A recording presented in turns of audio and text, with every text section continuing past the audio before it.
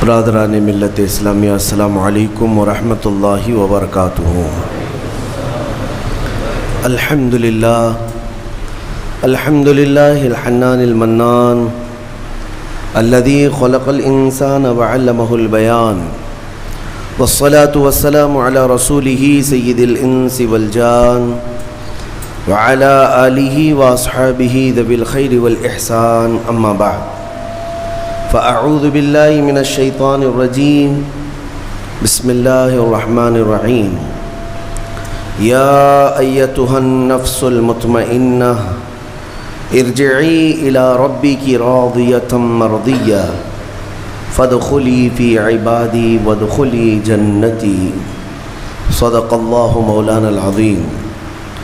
بارگاہ رسالت مآب صلی اللہ تعالی علیہ وسلم میں درود پاک کا ہدیہ پیش کریں۔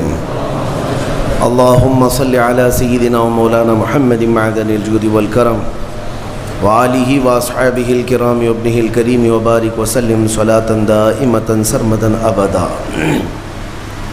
عزیزان گرامی وقار، رمضان المبارک کا پہلا جمعہ ہے۔ اللہ عز و جل اس کی سعادتیں، اس کی برکتیں ہم سب کو نصیب فرمائے۔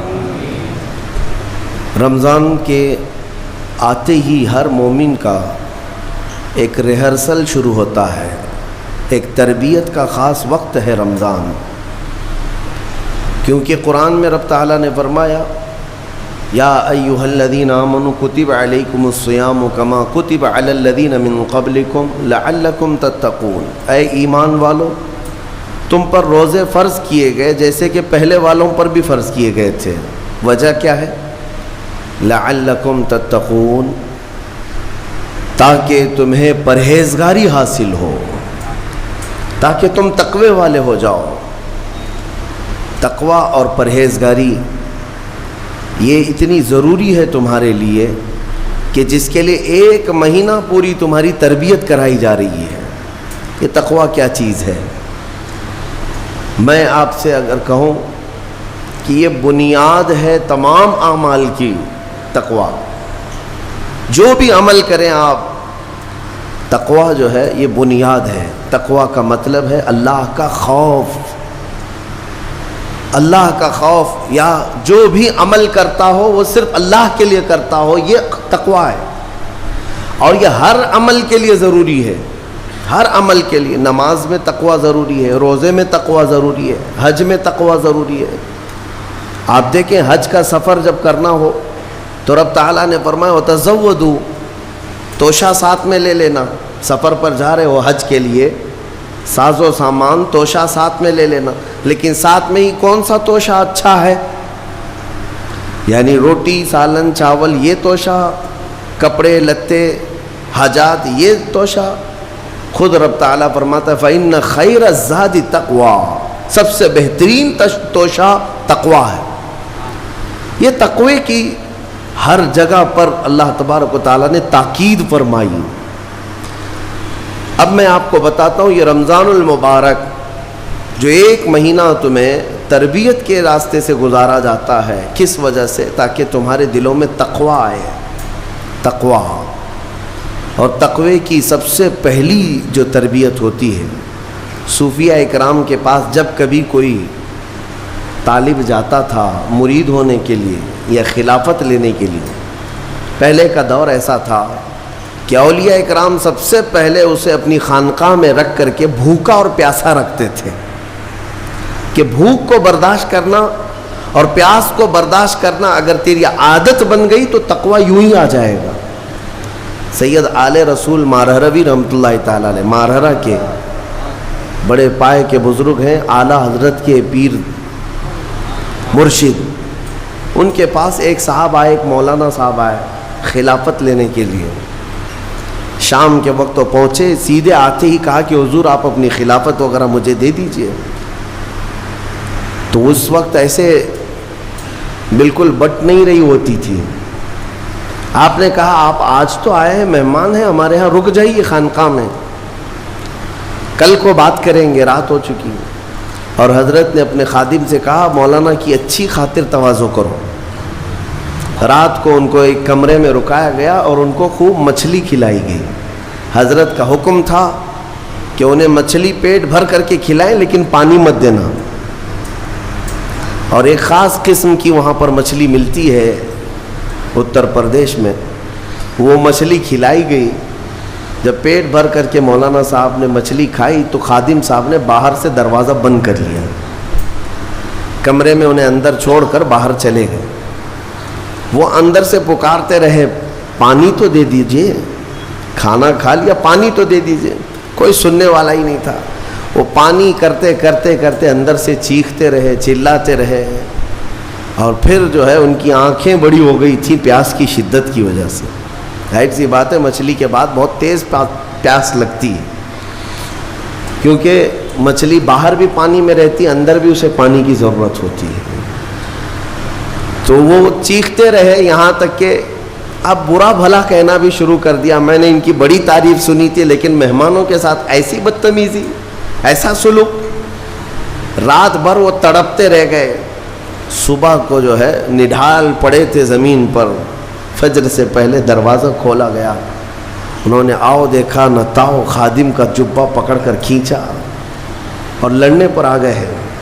تماچے لگائے. کہا کہ یہ کوئی شرافت ہے، یہ کوئی تہذیب ہے؟ اس طرح سے کھانا کھلا کر مہمان کو بغیر پانی کے بند کر کے چلے جاتے ہو. تو حضرت اس وقت آ گئے. حضور آل رسول رحمۃ اللہ تعالی علیہ قریب آئے، پوچھا کیا بات ہے؟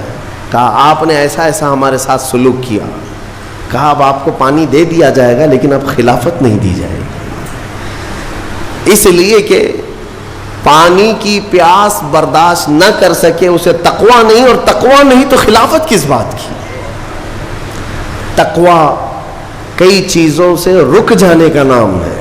حضرت عمر فاروق رضی اللہ تعالیٰ عنہ سے پوچھا گیا تقویٰ کیا چیز ہے؟ تو آپ فرماتے ہیں کہ یوں سمجھو کہ ایک راستہ ہے جس میں دائیں جانب بھی کانٹے ہیں، بائیں جانب بھی کانٹے ہیں، سامنے تمہاری منزل ہے.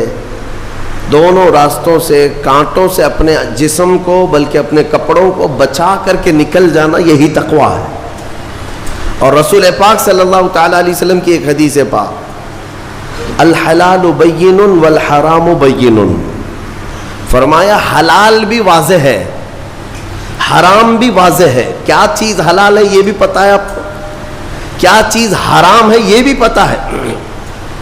شراب حرام ہے، خنزیر حرام ہے، مردار حرام ہے، چوری حرام ہے، یہ سب تو پتہ ہے. حلال بھی پتہ ہے، اپنے ہاتھوں سے کمائی ہوئی چیزیں حلال ہیں. چاول، گیہوں، باجرہ، یہ سب چیزیں حلال ہیں نا آپ کے. پھلوں میں بہت ساری حلال ہے، جانوروں میں جو حلال ہے وہ سب پتہ ہے. تو حلال کی لسٹ بھی معلوم ہے تمہیں، حرام کی لسٹ بھی معلوم ہے.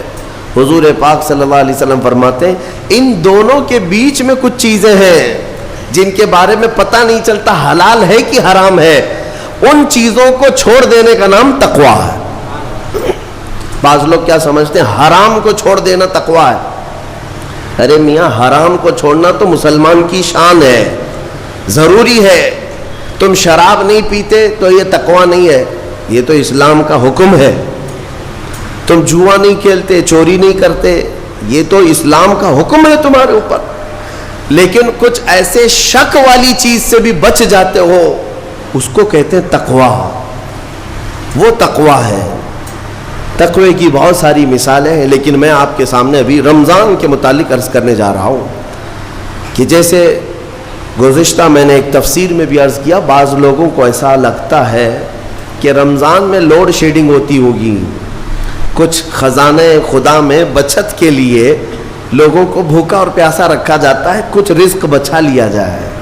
نادانو، اللہ رب العزت جو پوری کائنات کا رزاق حقیقی ہے اسے کسی چیز کی کمی نہیں ہے. یہ روزے جو فرض کیے گئے خزانے میں بچت کے لیے نہیں بلکہ ہمارے جسموں کی اور ہماری روحوں کی اصلاح کے لیے، ہماری روحوں کی اصلاح اور جسموں کی اصلاح کے لیے ہمیں تقویٰ ملے.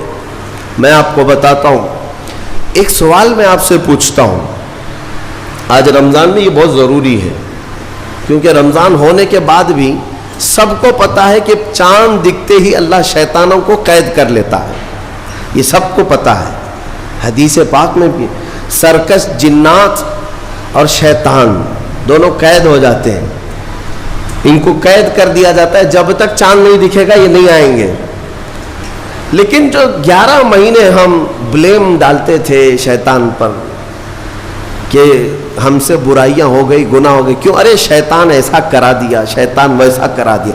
اب رمضان میں کون کرا رہا ہے؟ شیطان تو ہے نہیں، پھر فجر میں سوتا کیوں ہے؟ بغیر نماز پڑھے ٹانگ پھیلائے ویسی نماز قضا کر رہے، کون سا شیطان تمہیں سلایا؟ ابھی تو شیطان ہے نہیں۔ ابھی بھی بہت سارے لوگ چوری کا کھانا نہیں چھوڑتے، بہت سارے لوگ جھوٹ، دغا، غیبت یہ رمضان میں بھی نہیں چھوڑتے ہیں۔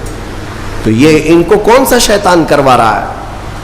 کون سا شیطان یہ برائیاں کرواتا ہے؟ اس کے جواب کے لیے ایک چیز سمجھنا ضروری ہے۔ یہ بات تو مشہور ہے کہ ساری برائیاں شیطان کرواتا ہے، ابلیس کرواتا ہے نا؟ لیکن آپ کو وہ واقعہ معلوم ہے جب آدم علیہ السلام کو اللہ تعالیٰ نے پیدا کیا اور سارے فرشتوں سے کہا کہ سجدہ کرو، کل ہی کی تفسیر میں نے عرض کیا، اس میں ابلیس بھی تھا۔ ابلیس بھی اس وقت بہکا ہوا نہیں تھا، گمراہ نہیں تھا، وہ اچھا تھا۔ ابلیس تو بہت عبادت کرنے والا تھا اللہ تعالیٰ کی، تو اس نے اللہ کے حکم کو ٹال کر آدم کو سجدہ نہیں کیا، غرور میں کھڑا رہا، نافرمانی کیا۔ تو اب میں یہ سوال کرتا ہوں کہ ہر ایک کو گمراہ کرنے والا شیطان ہے، تو شیطان کو کس نے گمراہ کیا تھا؟ اس کو کس نے روکا سجدہ مت کرنا آدم کو؟ کوئی ہے بہکانے والا؟ ارے وہ تو پہلا ابلیس ہے، اس سے پہلے تو کوئی ابلیس تھا ہی نہیں، اس سے پہلے تو کوئی شیطان تھا ہی نہیں۔ شیطان کو کس